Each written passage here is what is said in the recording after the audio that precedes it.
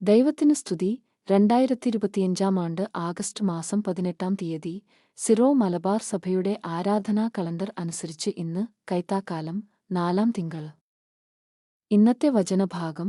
1-ാം വായന വിശുദ്ധ യാക്കോബ് എഴുതിയ ലേഖനം, അദ്ധ്യായം 5, വാക്യങ്ങൾ 1 മുതൽ 6 വരെ. ധനവാന്മാർക്ക് മുന്നറിയിപ്പ്. ധനവാന്മാരെ, നിങ്ങൾക്ക് സംഭവിക്കാനിരിക്കുന്ന ദുരിതങ്ങളോർത്ത് ഉച്ചത്തിൽ നിലവിളിക്കുവിന്. നിങ്ങളുടെ സമ്പത്ത് ക്ഷയിച്ചുകഴിഞ്ഞിരിക്കുന്നു. നിങ്ങളുടെ വസ്ത്രങ്ങൾ പുഴു അരിച്ചുപോയി. നിങ്ങളുടെ സ്വർണത്തിനും വെള്ളിക്കും കറപിടിച്ചിരിക്കുന്നു.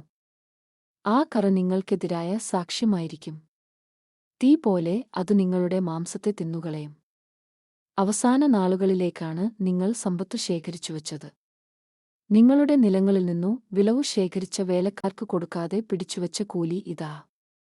നിലവിളിക്കുന്നു.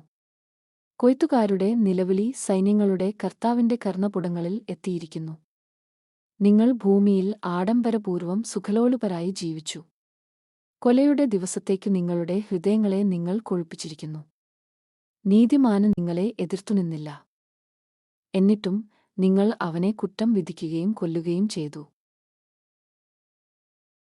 വിശുദ്ധ ലൂക്ക അറിയിച്ച നമ്മുടെ കർത്താവീശോ മിശിഹായുടെ പരിശുദ്ധ സുവിശേഷം. അദ്ധ്യായം 18, വാക്യങ്ങൾ 25 മുതൽ 30 വരെ. ദൈവരാജ്യത്തിനുവേണ്ടി സ്വയം ത്യജിക്കുന്നവൻ നിത്യജീവൻ. ധനികൻ ദൈവരാജ്യത്തിൽ പ്രവേശിക്കുന്നതിനേക്കാൾ എളുപ്പം ഒട്ടകം സൂചിക്കുഴയിലൂടെ കടന്നുപോകുന്നതാണ്. ഇതു കേട്ടവർ ചോദിച്ചു, അങ്ങനെയെങ്കിൽ രക്ഷപ്രാപിക്കാൻ ആർക്കു കഴിയും? അവൻ പറഞ്ഞു, മനുഷ്യർക്ക് അസാധ്യമായതു ദൈവത്തിനു സാധ്യമാണ്. പത്രോസ് പറഞ്ഞു, ഇതാ, ഞങ്ങൾ സ്വന്തമായവയെല്ലാം ഉപേക്ഷിച്ചു നിന്നെ അനുഗമിച്ചിരിക്കുന്നു.